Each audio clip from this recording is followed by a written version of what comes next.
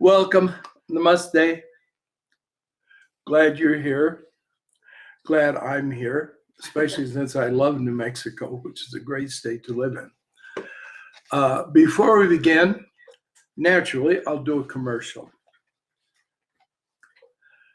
This book, Biomagnetic Therapy, is an extremely important book about healing with, of course, bioenergies.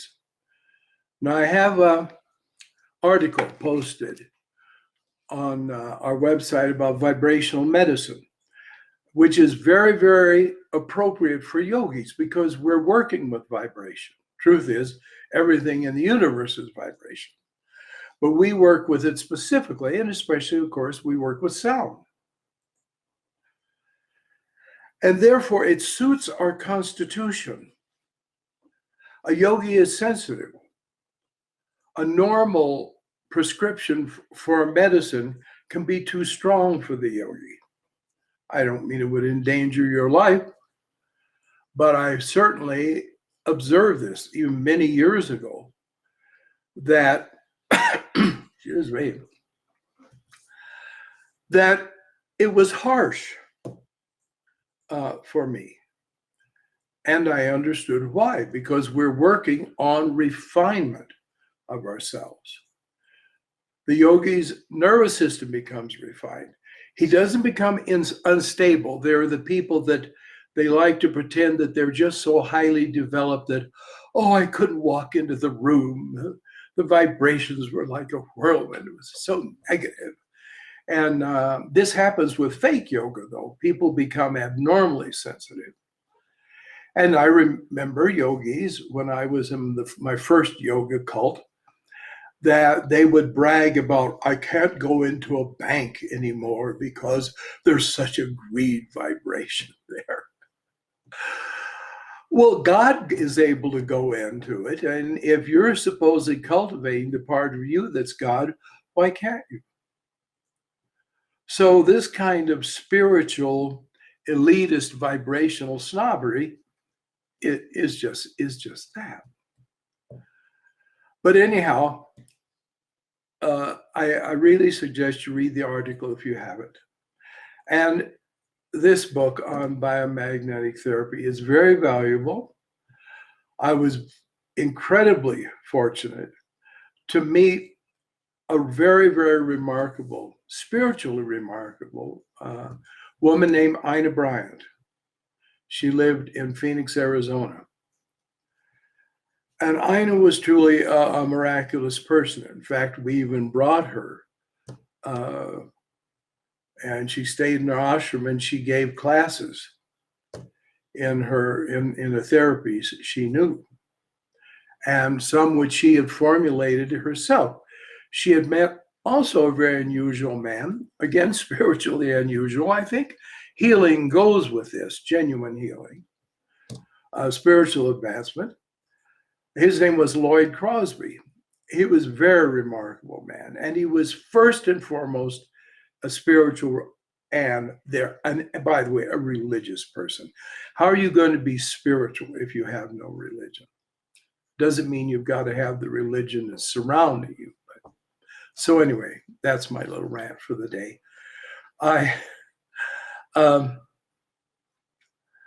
Anyway, she met Lloyd, and Lloyd explained certain principles about biomagnetism.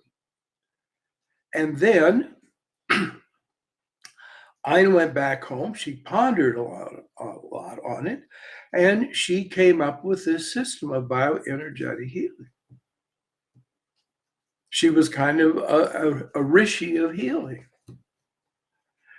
And I learned from her, and it's very valuable. We've used it throughout the years, and it's many years now, and it's very valuable. And I think you'll find it useful. All right. I haven't set the timer for our hour since I was doing a crass commercial, but now I will set it. All right, and I have the magical box, and I'm reaching in. As you see, I'm not looking. I'm not cheating.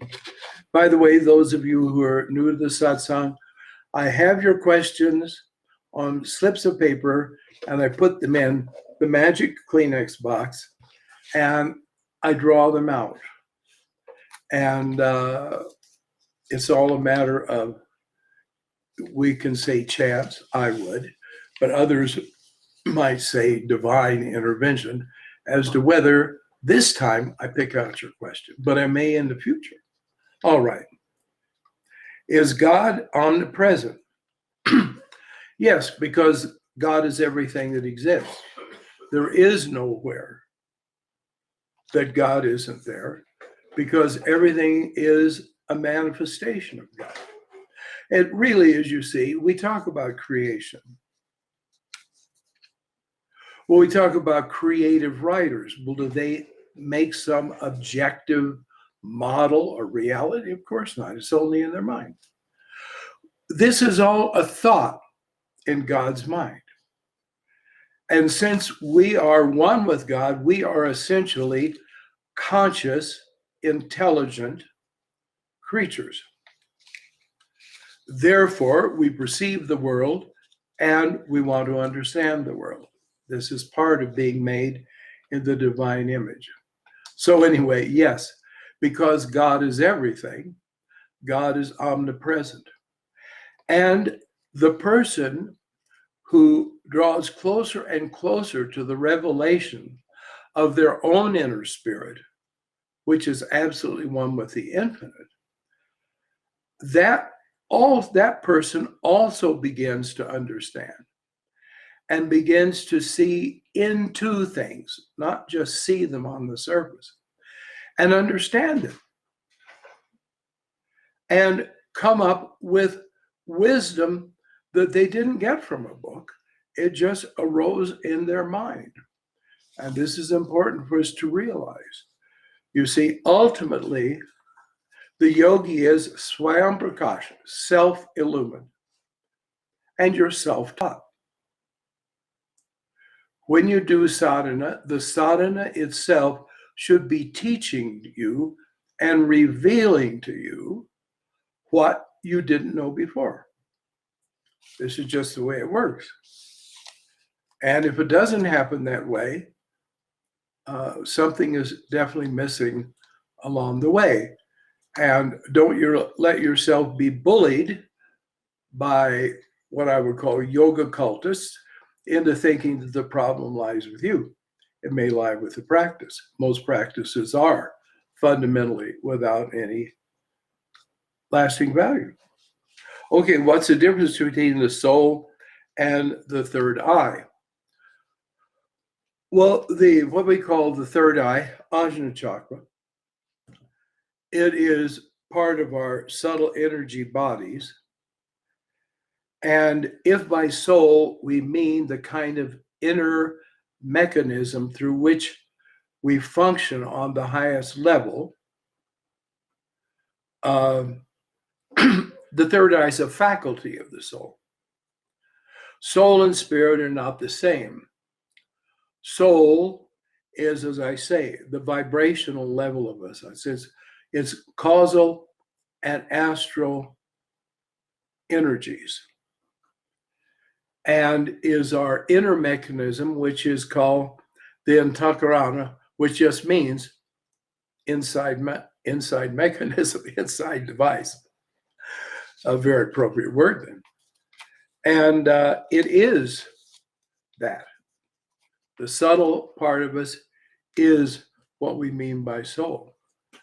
What witnesses everything and never is witnessed itself, that is the true us. That's the Atman. That's the self. We talk about Atmadarshan, which means seeing the self. But the word seeing really means a realization and an insight into. It doesn't happen with the eye. Notice we say this all the time. There's an object. We say, oh, let me see that. Well, why did you have to pick it up? You could just see it, because you don't mean just that. You mean, I want to learn about it. I want to come to understand what it is.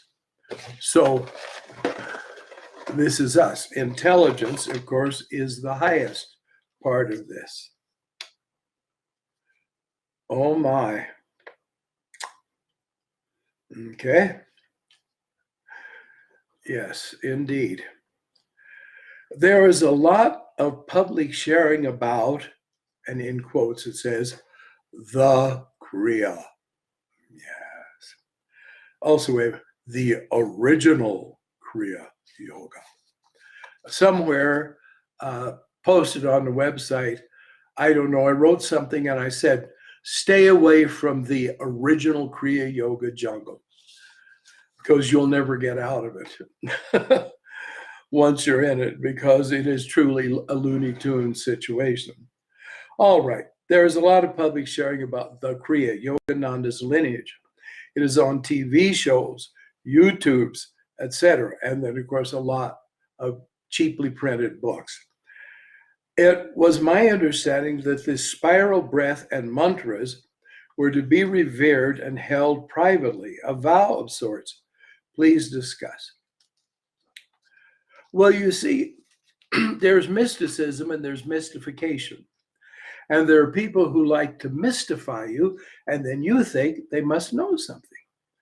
And especially there are the people who like to say, no, I don't often tell this to people, but I want you to know 2 and 2 is 4. And if you stay around for a while, you find they've told it to everybody they know, but they've told you, but for you, it's secret. You see, children, childish people. We talk about childlike saints. I've never met one. To be a saint, you can't be a child. You grow up, you're an adult. But anyway, we like the idea. But there's also childish. And don't you remember when you were a little younger, when you were just a children, there were the ones that would say, I know something you don't know. Right? And you were supposed to say, well, then tell me. I lived next door to a little thug and his sister. She wasn't much better than him. When I was 6 years old. And these two little thugs would flip me down onto the lawn and sit on me and say, you tell me your secrets. Well, what secrets did I know? So I learned to lie. And I told them their secrets. But this mentality, oh no, don't say anything, is there to cover up the fact that there is nothing there. Also, part of it is there is the first Kriya, the second Kriya, the third Kriya, the fourth Kriya. Because, see, none of it works. In Self-Realization Fellowship in Hollywood, they had an organization called Lay Disciples. The people joined because they wanted to have a better and deeper understanding of what they were doing as yogis. And by the way, they were wonderful people and admirable people. Please don't think that I'm disparaging them at all. But I tell you what they really were. They were shills to con out of money for projects that then would not be done, but Mother Center, the headquarters, would keep our money. One time we raised over $40,000. And that was just once. But that was the most at the times. And it was always the same. By the way, we were all just middle-class people. And to give $100 was a lot. But we would do it. I remember my friend Burl Jolly, a wonderful person. And they were discussing about air conditioning the temple. And you could air condition it by putting in things like these window units, or spend a lot of money and do a central air conditioning. And Burl said, only the best for master. The right idea, right attitude. So we raised this money. And then the nun in charge of the center, Sister Mira, I have no hesitation about naming her, she said, well, the board got together and discussed it, and we'll be using this money for another purpose. Okay? And it happened over and over again. And, you know, we were so dumb. We never objected. And we never realized we're suckers, because it was also all, oh, Divine Mother, you see. Yes, indeed.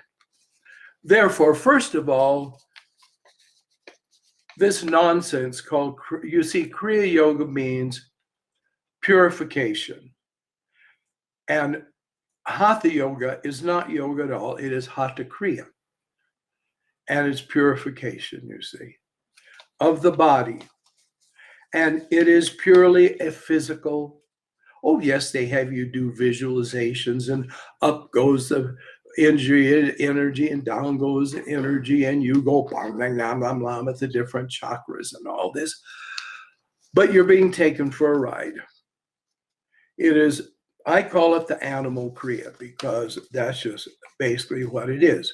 It's worthless and harmful. It can cause neurological problems. And in India, I saw people, disciples of Yogananda, that had practiced it for decades, and they were totally burnt out. Their nervous system was burnt out. You sometimes read in the literature that talk about your nerve wires. Well, let me tell you, you can burn them out. And I knew one, but he couldn't even lift his feet to walk. He just shuffled around, and he just was dead all the time. And there were quite a few of them. And one time in Benares, I had a long hour-and-a-half talk with Anandamayi Ma. And by the way, there was a pretense that Anandamayi Ma was just right in with this thing and this tradition and so on. And that even supposedly she'd approved of some of the people in her ashram learning and practicing it. That's the way it came out in the Self-Realization Fellowship magazine. So I don't remember how it happened, but suddenly Mother very earnestly sat up more and leaned toward me and said, I have never advised anyone to do that practice at any time in my life. And then she said, Raja Yoga deceives its practitioners. It gives only a touch, only a hint of what they should be experiencing. And they think that they are attaining realization. But in time, it all evaporates and they're left empty. I'm not paraphrasing her. That's exactly what she said. See? And Ma knew, because it was interesting. Ma went through a period in her life where she told me herself, she practiced every yoga that was known in the world. In fact, not just yoga. She said she practiced every spiritual inner practice of all the religions of the world, and she knew them all. Okay? So Ma wasn't just talking off the top of her head or in some way of prejudice. So the thing is, secrecy only would have a blessing if it remains unknown to you and you don't get suckered into practicing it. Now, I don't mean that it won't give you certain psychic impressions. I mean, I could tell you the phase of the moon. Who needs to know that? You could look at an almanac. And I could tell you, because my astrological sign is Cancer, which is ruled by the moon, I could tell you which sign of the zodiac the moon was in at the moment after having practiced that method. Now, who on God's great green earth needs to know how to do that? Nobody. So it's a time waste. Don't look for the real Kriya. Don't look for the one that Swami Nirmalananda will come from the Himalayas and tell you, I know the real Korea. I lived with Babaji for 15 years. Sure, they did. Okay. Our Swami Satyananda told me I'm taking too much time in answering questions, and I was all ready to be nice and brief, and I didn't manage. It is said that God knows all your needs, and why pray for what you want? You've got it. Why should you? You do what is right. You create positive karma for yourself. And most important, you meditate, and japa, japa, japa, japa. Japa when you wake up in the morning, and japa till you go sleep at night. And that great powerful force, because it really is powerful, it will take care of everything. So Gajanana Maharaj talked about certain things that I even thought of not putting in books. He said, there is no thing that Soham cannot cure. Now, he didn't say there's no thing that Soham will not cure it, but there's nothing it cannot cure. Because there's all kinds of considerations. Some people need to be sick. I mean, it's just the way it is. Some great saints have been chronically ill. But it's true it will. And if you're in God's awareness, which is silly because can he not know you're around? But when you're in awareness of God, then things will happen as they should. And if it should be that somebody robs you and shoots you, well, that will happen. Why is God in want of praise? Well, God would be a fool if he thought he needed it. In fact, he wouldn't be God. And you do not need to say, oh, great one, oh, powerful, oh, mighty one. This is nonsense, but exoteric religion does, you see. And they have to say, you're wonderful, you're big, you're greatest. And of course, if they're really negative, they'll ever say, oh, God, you could kill me in a moment. I know I deserve to go to hell forever, see? Because they intuit that their phony God is really malicious, because ultimately their phony God doesn't exist. It's a lie, and a lie is poisonous. So of course you don't need, and you don't have to say, God help me. You don't have to say, God forgive me. Just stay with the japa and become what you really always have been, a conscious part of the infinite. There's no difference between us and God, except God is infinite and we're finite. That's it. Oh, yes. Kali Yuga and the return of Christ. Okay, that's the first part. Yes, actually, I have a little thing here. Pathetic, isn't it? But it's the beginning of a diagram about the yugas. I have no idea why people are interested so much in the yugas. I certainly see how the Raja Yogis are, because they're so plugged into the world and into materiality that they wonder. And the truth is, you see, there's the universal cycle of yugas and the small cycle that a solar system goes through.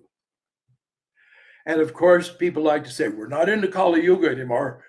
We're in the Dwapara Yuga. Let me explain it. We're in the Dwapara Yuga of the universal Kali Yuga. And what does that mean? It means that since 1900, when theoretically the Dwapara Yuga began, we have had 2 world wars that we haven't heard of anything in the history of the human race being more destructive. We have atomic bombs, enough to blow up the world. We have electronic devices that can modify the minds of people without them knowing it or realizing it. We have technology that is hellish. We can kill people with our technology. And we can twist their minds with our technology. And look at these poor souls you see that have got their smartphone and they're just going like this and that. I once watched a young girl never look away from the smartphone for 1 hour. And it was just with a thumb. You think that's an advance? Well, it does mean, you see, in the Kali Yuga, let's talk it in a simple way because it's not going to follow all what I say, but the whole realities of it. In the Kali Yuga, the general populace has a quarter of their brain or intelligence functioning. In the Dwapara Yuga, it's a half. In the Treta Yuga, it's 3/4. In the Satya Yuga, it's 4/4. Now that sounds nice, but if you're in the Kali Yuga and you've got 4/4 of your mind operating, what does it mean happens? Lord Rama, the great avatar, was born in the Treta Yuga. Now read the Ramayana and see if you think the Treta Yuga was better than the Dwapara Yuga. At that time, living in what's now called Sri Lanka, there were cannibal black magicians who came in continually to India and by their psychic powers knew where there were yogis. And I mean, yogis were really doing something and getting somewhere. And they would go there and they would kill them and eat their flesh. Now that's according to Valmiki's Ramayana. So, do you think you think at Rama's time they could have said, we're not in the Kali Yuga, we're in the Treta Yuga? Yeah. So you understand, they destroyed actively people who were trying to find God and ate them. You see? Look at the hideous evil. This Ravana in the Ramayana, Valmiki's Ramayana, you'll find whole discourses he made about how Rama was the most evil person on the earth. So was there an advantage of the Treta Yuga? I don't think so. So it becomes nothing. The return of Christ. Okay, I mentioned the Aquarian Gospel. There are these 2,000-year cycles that have to do with astrological signs. And it has been in Jewish mysticism, there's been a prophecy that the Messiah would come twice. First, he would come as son of Joseph and be rejected. But by the way, this was told to me by a very strict Orthodox Jewish rabbinical scholar, you understand, who had read these texts and said that it was there. And then it said he would come again as son of David and would be accepted.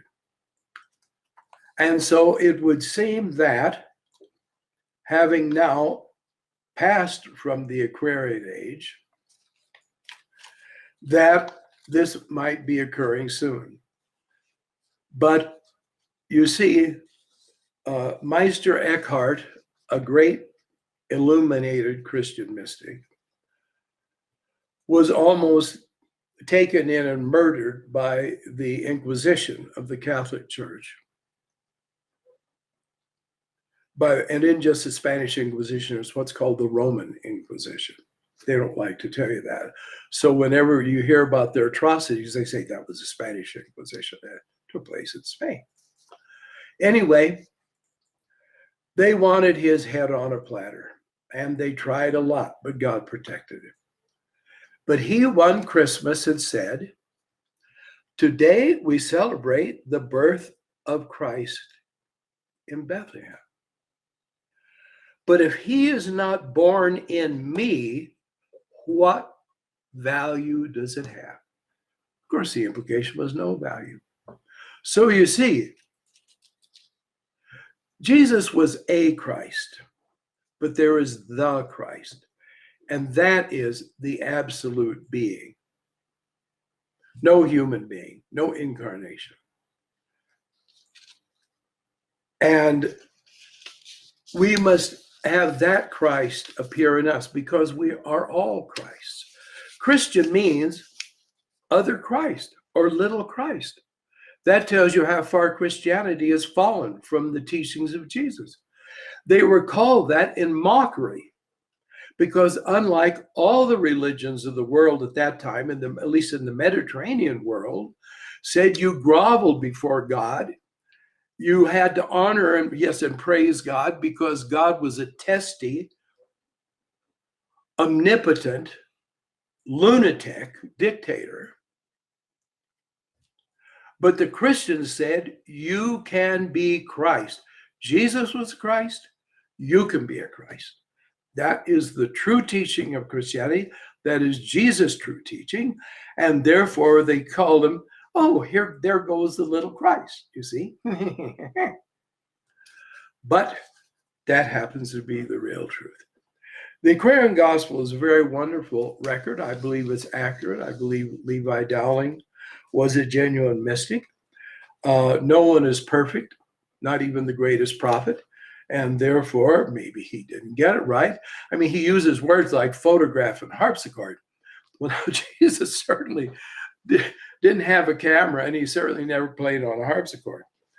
But it's the nearest he could think of it. And remember, he was in a superconscious state when he relayed these things. And of course, Jesus spoke in Aramaic. So he is giving us the meaning of Jesus' words. And there's no reason why there could be some mistake, because he still just had his brain. Or Eva, who was writing it all down, perhaps made a mistake. But it really is true. I mean, I know of a yogi that saw St. John the Apostle speak to the Virgin Mary, and he spoke in Aramaic, and the yogi didn't know Aramaic, but he went to somebody who did and said, here's what I heard. And he said, yes, that's Aramaic. So, this can happen even now in our time. Reincarnation and karma, well, that's almost an infinite thing. It is the path of evolution. Karma is not a curse. Karma is not a retribution. It's not a punishment. It is a reaction that we're supposed to learn from. You took that exam in school and you got things wrong, and the paper came back and it said D- written in blue pencil. That's karma. And it's for your learning. You see, unfortunately, with our educational system, it's like, hey, stupid, you were wrong. But they're really telling you that's not right, but you can learn what is right. It's supposed to help you learn rather than say, well, I'm flunking you. But negative people can get a hold of anything and turn it into something negative. Are we holographic fractals of God? In a sense, but even of the universe. Dr. Judith Heiberg said that when she was at Banaras Hindu University, a man came and gave a lecture where he took the diagram of the human body found in the classical anatomy book called Gray's Anatomy with what they knew then at that time as kind of a map of the universe. And he showed the correspondences and showed that the human being is a model on certain levels, is a model of the universe. And I've experienced that some myself. It had no spiritual value. But back when I was messing with the kind of yoga that just takes you into energy systems, I actually experienced things that then later on I read about. But it's definitely so. See, we talk about truth. Maybe we should understand there's truth and there's facts. And they're not always the same. because you can come to a wrong conclusion about facts. Do you still use soham when in activity like making tea or doing the dishes? You certainly do. Because you see, you're doing in time with the breath, and you're breathing all the time you're doing that. Therefore, it should become second nature to you. That when you inhale, you automatically intone so inwardly, and when you exhale, you intone hum. And it takes practice. I remember when I first learned about the principle of japa, which the yoga cult I was in didn't teach. When I read it, God bless Dr. Judith Tyberg, she had the book, a small book called Japa for sale. And I took it and read it, and I knew this is the way, not this and this nonsense I'm being taught. Hee haw, hee haw. This is it. There is the divine Shabda, and you take hold of that Shabda and you divinize your consciousness. Now, of course, it's a simplification, but that doesn't mean it isn't the truth. And I realized this is it. And I got a copy for another member of the cult who read it and said, this is it. Well, I want a mantra. I said, yeah, what are we going to do? So we tried all kinds of mantras out. And then the thing was, when we settled on something, which, by the way, ultimately was worlds below Soham, but still it was not nothing, we wanted to say it all the time. So I put a rock in my shoe. Yeah, even when I was going across the campus, I had a rock in my shoe, and it reminded me, ow, say the mantra. So I said the mantra. Then I took a bead. I thought, oh, people think I'm nervous. I just got to fiddle with it. So I'd take a bead and I just roll it in my fingers and say the mantra every time I rolled it. Then we had keywords to remind each other when we were in public. And obviously we couldn't talk about these things. And I remember my friend one time said to her brother, do you remember Jimmy Joppa? We even had one about, did you defrost the refrigerator? And that was, are you saying the mantra? So practice does make perfect. And in Soham Sadhana, that expression makes perfect has cosmic implications. So that's what you do. You make it your life. And you say, I will do it, or I'll die trying. Because there's no time where you get to give up and say, well, I tried, I didn't manage. No. You can do it. What's he used to say? I believe we're all a divine part of God, and then we can't do something as simple as Soham, Soham, Soham. Believe me, Soham is not just a mantra. But you'll never know what it is unless you practice. I could sit here and tell you things about it, but you wouldn't know I wasn't lying. I was just propagandizing you. But it's true. You'll be amazed what it'll tell you. It'll tell you a lot about itself. I tremble to say that because there are always these psychoneurotics around who are going to say, that happened to me in the next 30 minutes. A big ray of light came down on the middle of my head, and I felt like someone was booming Soham, Soham inside me. All right, if it entertains you. How to coexist with unfavorable association like in Grihastha life. Do you mean if you have the misfortune to be born to a dud as your husband or wife? Well, the first thing you do is you don't compromise, and you meditate when you should meditate, and you do what you should do. I knew a woman who learned to do healing. Healing now, you understand? I'm not talking about sadhana. She learned to do healing. She was a very gifted person spiritually. But she did this particular type of healing, drugless therapy, so on.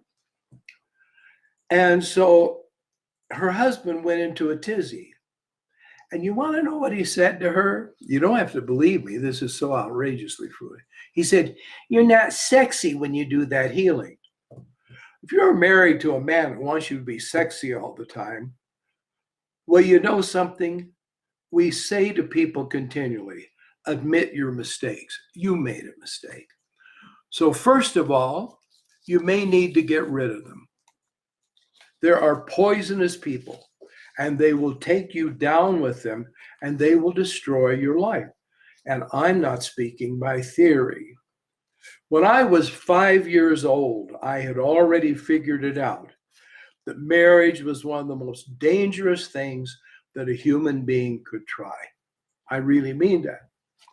And I have passed my life seeing especially women destroyed by that thing they had living in their house. And by the way, I love my mother and father, and they had a very good marriage. And I'm not talking about them, so I'm not bitter about them. And I have known people that were angelic, both husband and wife, fine.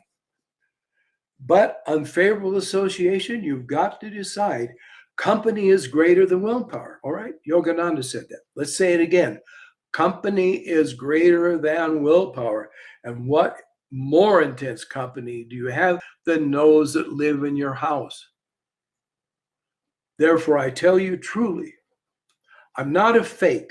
You see, I'm not a fake guru. I'm not even a real guru. I'm just your friend.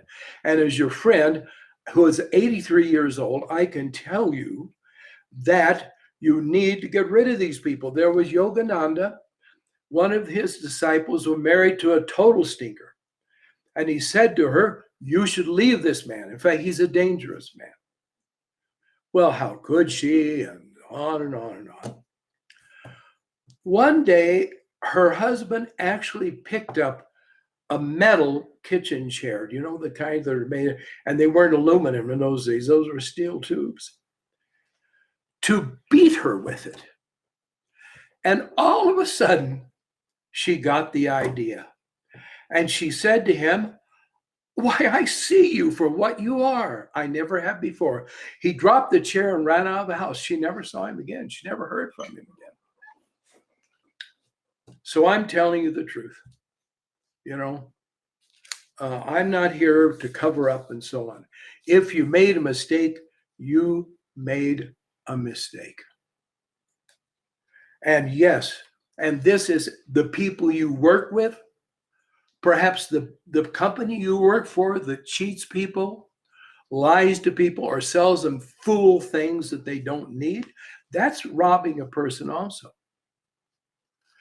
You have to get it out of your life if you're going to achieve anything in yoga. And if you just can't do it and it's just too hard, then forget yoga. Learn something like deep relaxation and wait till you die. And I'm telling you, it won't be better for you in your next life either. In fact, you will have the habit of giving in to evil. See, evil is evil.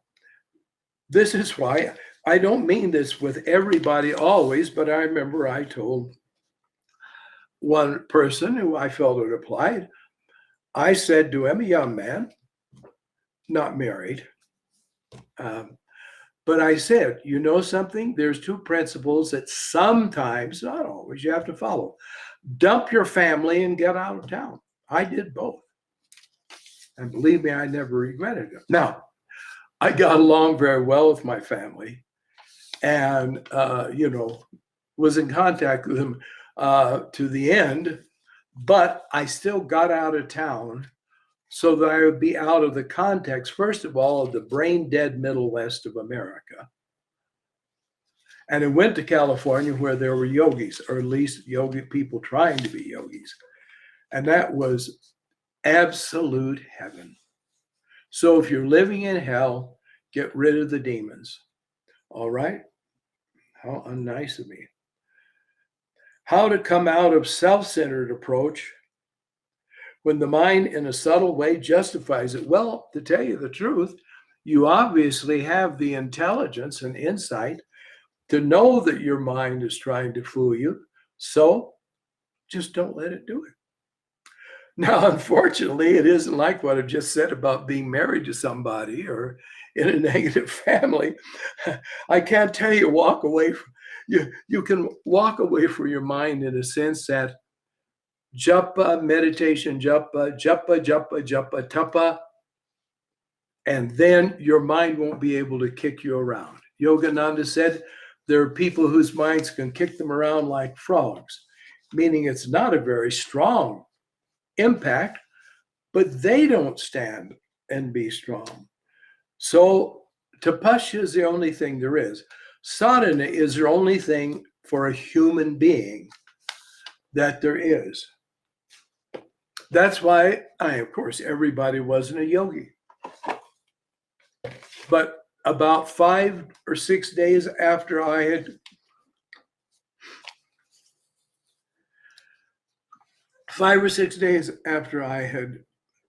come to India,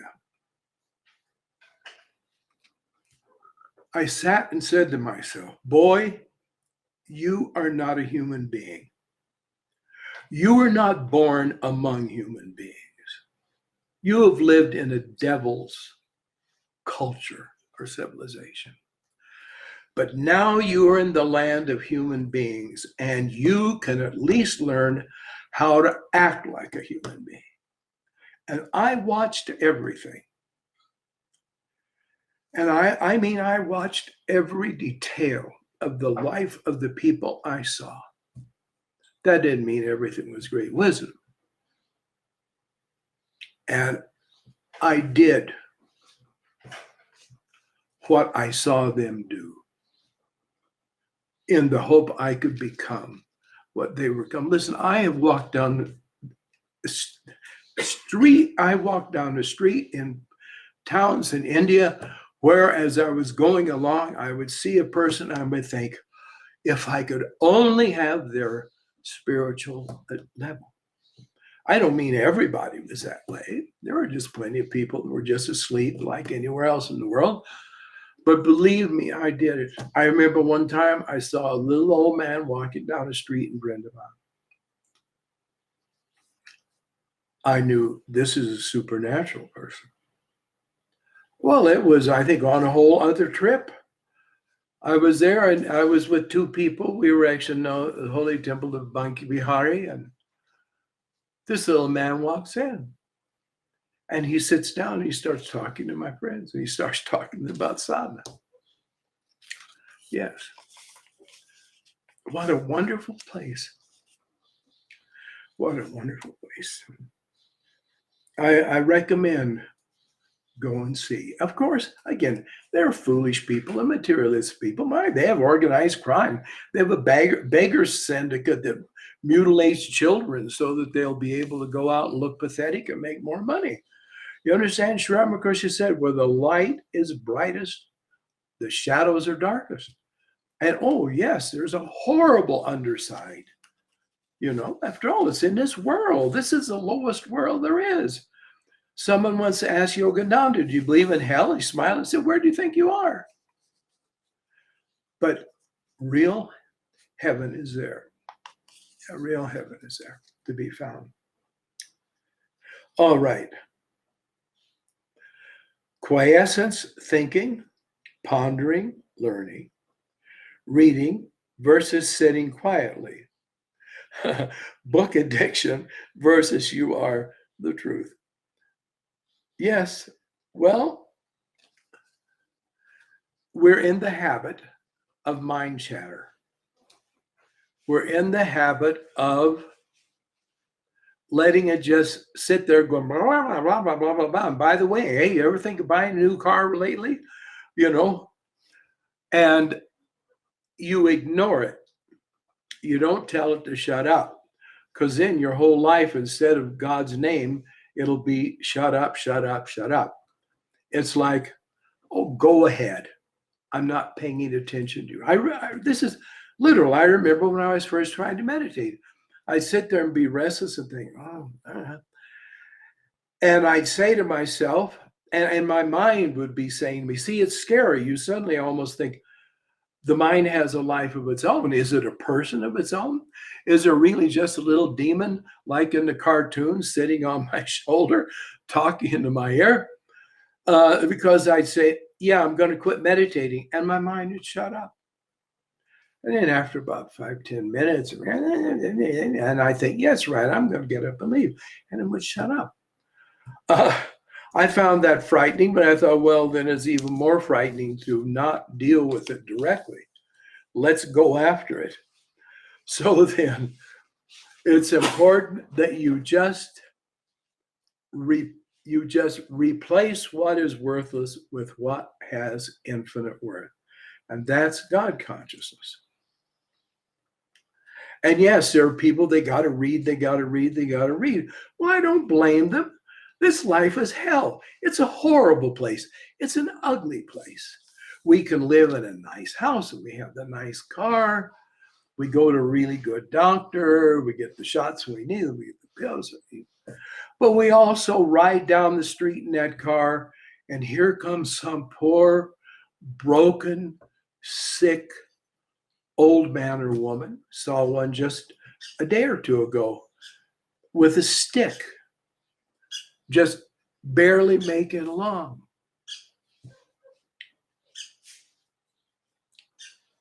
And understand that can be us. It no doubt has been us in previous lives and could be us in a future life. I often see these poor, broken down people wanting handouts. And I think they went to high school, they graduated, they heard that idiotic talk in as many versions, young people, now the world is in your hands. An 18-year-old has got the world in their hands just because they've got a diploma. Who are you kidding? But they say it. And now it's up to you. We haven't done such a good job. But oh, you. Yes. Sometimes I see some really broken down old lady, obviously in pain, misery. I think she was a young girl one time. She had clothes that she liked to wear, and she was so happy when she put them on. Maybe she had a boyfriend she really liked. And she had hopes for her life. And she looked only that it would be something wonderful and fine. And look at her now. You understand? There was a girl when I was in high school. I love talking about myself. There was a girl when I was in high school who decided she was going to be my girlfriend. Really funny. So anyway, I had known her from childhood. She was one of the meanest brats I ever knew back when she was about 4 years old. She was terror, actually. So anyway, she decided that she was going to be my girlfriend. And so when school would be out, and she was very short, by the way, and of course I was tall. And so she'd be running along beside me and bumping into me. Anyway, I talked to her nicely. And I told her, look, here's how it works. And no, et cetera, et cetera. But I said, I'd like to be your friend. You know, I knew her and her sister both.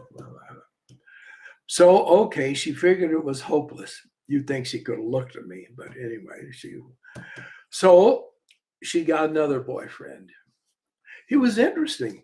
He was a senior in high school and he was already a professional auctioneer. And so he was a very funny person in the good sense, you know, and I liked him a lot. And so they were engaged. They got engaged to get married. But every so often, she'd come running to me and she'd be saying he's being mean to me and she'd be crying. So I'd go and play dad or uncle. And frankly, gripe at him nicely. I have another word, but I don't want to say it. And he'd straighten up and she'd come and say thank you. But then it would happen again. But still, there was the idea. So he and I, with others, we graduated. And she was going to graduate the next year. That's when they would be married. And they both had this idea of being happy together. And I'm sure they could have been because they were really wonderful, lovable people. But he was killed in a car wreck 1 week after graduation. That poor girl, think of her grief. This is the world. Figure it out. Seriously, figure it out. Because nobody else is going to clue it. You understand? A skunk stinks. You smell it, you say, oh, get out of here. There's a skunk. I want to be around. You know better than to challenge the skunk. Change and decay all around I see. That's what the hymn says. O thou who changest not, abide with me. How about, O thou who changest not, help me to be unchanging and get out of this place. Like our friend Ben Bibb, a great healer, used to say, I don't want to come back to this dumb kindergarten anymore. Yes, indeed. Yes. The potential dangers of reading the Avadhuta Gita or the Sankhya Karika if one is spiritually unripe for either of them. Yes, of course, see, you won't know till you read them, of course, because there's not going to be a warning sign. Like the surgeon yogis general, the yogi general has found out this could be hazardous. There are these books that people are not ready for. Oh, everything's God. I'm God. You're God. And these people can't even live at home with their families. But it's all, you see, it's fake. And it's sad. But, you know, I would never say don't read them, because if you don't have the intelligence to know, first of all, most of them are just complete horse manure. See, I didn't say the little short word. I meant the short word, though. Read them and understand this is just crap. Sri Ramana was one of the greatest people to appear in India. But just as with other great ones like Yogananda and Nandamoy Ma, the so-called disciples, once they're gone, packages and sells them. And so for the people who want to do this nonsense, and thou art that and I am that, and they'll present like Sri Ramana as one of them. And what he does say, of course, he taught real Advaita, but he said more. Do you know Sri Rama in what he used to do in the evening with these people who don't tell you that he did it? He read to them the lives of saints, and he used to shed tears when he read the lives of these great devotees of God. Anyone who says Ramana was a jnani is a fool. Ramana was perfectly enlightened. He was a siddha. He wasn't anything beyond any label you or I can give. To even call himself realized is pointless. And yet, this is this whole bit. I have known bullies who in his name would, I don't mean hassle, I mean terrorize people who did japa. Bhagavan didn't approve of this. It's a lie. He said, when you do japa, you can become aware of from whence the japa is arising, and that's the self. Now that's what Sri Ramana said. You see? And so all these dead, withered souls, usually spiteful and very arrogant, they will give you these false ideas, for example, about these yogis. And they will say, well, Sri Ramana, for example, recommended it. Did he? To everybody? Are you sure he said to everybody, be sure you read this book? I don't think so. He wasn't foolish. A lot of like Avadhuta Gita is just crap. It's trash. I don't care if people call it a scripture. It isn't. The Sankhya Karika, that's a whole different thing. In fact, I've thought of writing a commentary on it, perhaps. But a lot of these things, especially these Gitas, like where in God's name is it going to get you? Nowhere, because you're without God's name, because all you need is Viveka and Vairagya. Oh, they have big Vairagya. Did you ever look at the life of those people? Dear God, the person who goes down to the local little fundamentalist church and claps her hands and sings, oh, how I love Jesus, but follows what they know, they're worlds ahead of these modern Yannis, Yeah. So, but they're dangerous for people, but how are you going to tell them? And frankly, if they don't have enough sense and they don't have enough evolution to know it's crap, well then, why trade a headache for an upset stomach, as the old ad said back when I was still in high school. Don't bother with him. Okay. What is eternal memory? I'm assuming you mean the expression used in Eastern Christianity, especially in the memorial, where at the end they sing. Unfortunately, I can't wrap my tongue around the Greek words. Slavonic is Vechnaya Pamyat. I know I've sung it a lot.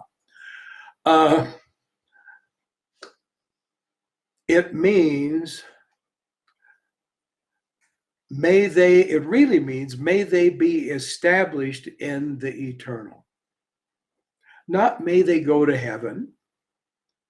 May they get to see Jesus and ask him questions. But may they enter the eternal, into the divine light. Eastern Christianity teaches, though most people miss it because they don't want to get to the goal, that God is infinite light and you and I are light, and we need to enter that ocean of life consciously and live in it. And that is not memory eternal here on earth, like we always remember what a great person you was. But it does mean indeed, may they come into that state. Now, nobody says it does, and the priests don't say they do, and would not be horrified if they heard me say it. But that's really what it means. It means may they pass from time into timelessness. May it be there. You understand, real Eastern Christianity believes in theosis, deification, being Christed. They believe in it. St. Simeon, the new theologian, said, I find myself in light, and it is only Christ. And I move my hand, and it's a movement of light, and that light is Christ. He's canonized and safely gone, so he can't be burned alive or put in some kind of prison for it. But this is what the saints say. You follow me? This is what the saints say and know. Now, there are saints, Padre Pio, who had the stigmata, who could be in many places at one time, was basically omniscient, did many incredible miracles. He was certainly a Christ. There's no doubt about it. Well, a yogi I know knew a yogi who was Italian and who was Roman Catholic, and he was also a yogi. And so, you see, darshan, just seeing a saint, can be a consciousness changing experience. So just to see one like Padre Pio can, in certain people, awaken spiritual consciousness. You take a seed, you water it, and it needs sunlight, it needs warmth, and it sprouts. You plant a stone, you don't get it. So there were stones that it didn't happen around Padre Pio or around many great saints, but seeds did. So anyway, they wanted to see him. So even when he heard confessions, he sat out in the church, and this multitude of people sat around, and people came and they talked to him very quietly, and they spoke their problems to him. And so this yogi said to Padre Pio very kind of clearly, I practice yoga meditation. Padre Pio says, shh, don't say it so loud, but keep it up. It's a good thing. Often to function in and help liberate people, even great people like that, they have to say, well, let's be quiet about it. Not that they're trying to be hypocritical or try, and even they're not ashamed of what they know. But that's just the way that's just the way it works. I have met holy people that obviously, just to communicate with ordinary people, that took a siddhi in a sense on their part, and they came, and could communicate. I was sitting in an airplane waiting for it to take off. I was on my way to India, but I was going to stop in Tel Aviv. And this Hasidic rabbi walked onto the plane. He was the embodiment of divine joy. He had very snow white hair and a beard. He wasn't young. And the joy in his eyes and the love. He walked in and just looked around at us all. God had come to us. Truly come to us. And yet, would he dare say what he knew about all of us? That we were all on that path? We may be running back away from God on the path, but we turn around that same path to take us back to God. He think he could tell that to people when he spoke in the synagogues? Of course he couldn't, but he knew it. There are many people like that. You will be very surprised at what they really know. Even some of these big people who pound on a Bible and give these talks, if you get them by themselves, then they'll level with you. Now, I prefer to let it all be known personally. But God puts his saints where they belong. Not that I'm a saint where God put. I'm a samsara and is put right where I belong. And so this does happen. Believe me, I've had this happen. I knew this wonderful monk, and then I'm going to be quiet. I met this wonderful monk. He was from Egypt. He was a Coptic Orthodox monk and a priest. And he had lived in one of the very great monasteries in Egypt, out in the deserts where countless multitude of saints had lived. And obviously he came there when he was young, and he lived the people, and they spoke and they communicated with each other quite normally and freely.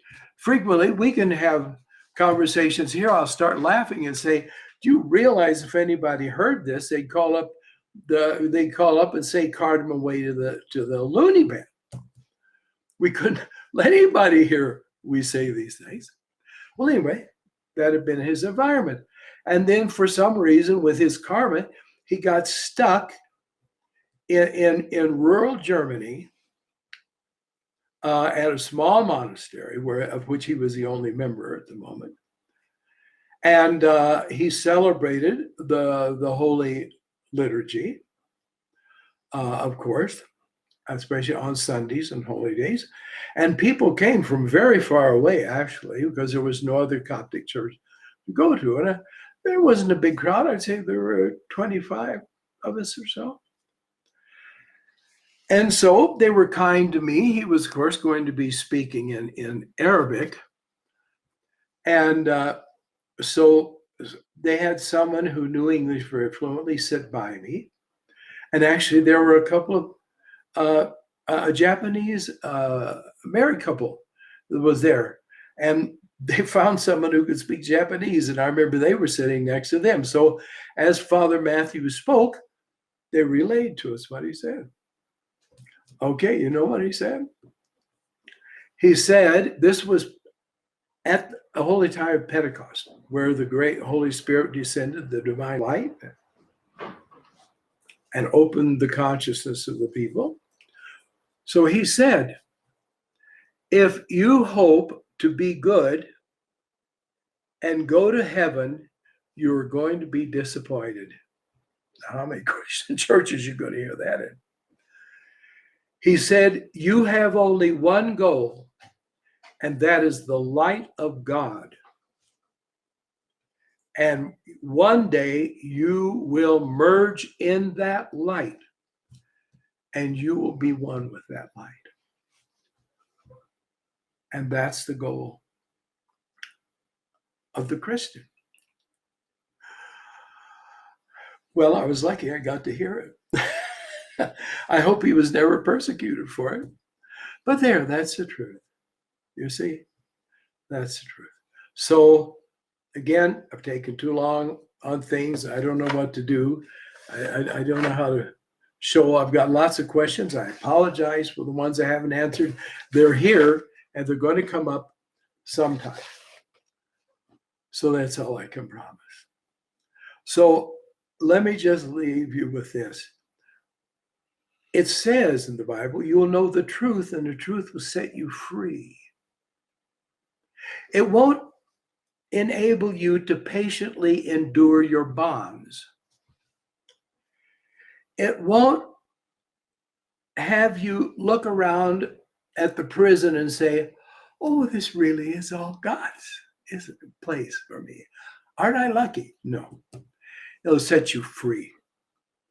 Real free. And when you're free, you don't have to worry and you don't have to fear. And that's why, though I showed you my latest commercial enterprise, I hope in a few satsangs to be holding up a book about Sanatana Dharma, the religion, the eternal religion of the eternal being, revealed by the eternal being. I'm going to be very, very sectarian about it. I found this book. It was printed in 1904. And I went through it and cleaned up some of the 19th century English, but it's a marvel. And there it is. It's fearless. It's true. It says the way things are clearly. Because, some people, now I'm really going to be sectarian. It's been bad enough for me to say you may need to get rid of your family, your husband, your wife. Hopefully not with a gun. But some people need to get rid of their fake religion. That is also a lie. And I know there are people who say it doesn't matter what religion you hold. Everybody can be a yogi. Yes, but not everybody can be a yogi and stay in a system that tells damnable lies, such as after death, you will be judged by God and you will go either to eternal heaven or eternal hell. It's a lie. And to give that to your children, to teach that to your children. You want to talk about child abuse? But people abuse. So there are people, oh, well, and where they are, they're helping people out and so on and so on. Not on your life, not on your life. Now, that wonderful rabbi I talked about, you understand, he was in a group that people say most, oh, they're crazy. I mean, other Jewish people say, oh, they're just crazy, etc. So he gets to be as crazy as he wants to be, and he's happy. But believe me, you've got to live truth, and you can't live truth if you don't have a total perspective and live in a connotation of truth. So that will be the next book. And I may now have I revealed myself as a bigot? Well, I'm a very cheerful bigot, and I'm a very, very contented with it, you know. Get up, rise and go. Rise and go. A lot of people need to rise and go. And there's a lot of things they need to rise and go from. And if you think you can't, because you can, then, friend, you can't arise. And you can't go. And I guess you can be like the spiritual layabouts that I've known that have said, well, I guess it'll be in a few more lives. But if you have the habit of saying it'll be in a few more lives, when's it ever going to come? Therefore, repent, believe, and accept Parabrahman as your only Savior, because thou art that. Think how wonderful that is. Everybody else says, you're a sinner. Well, you're meant to be God's loyal servant. Blah, blah, blah, blah, blah.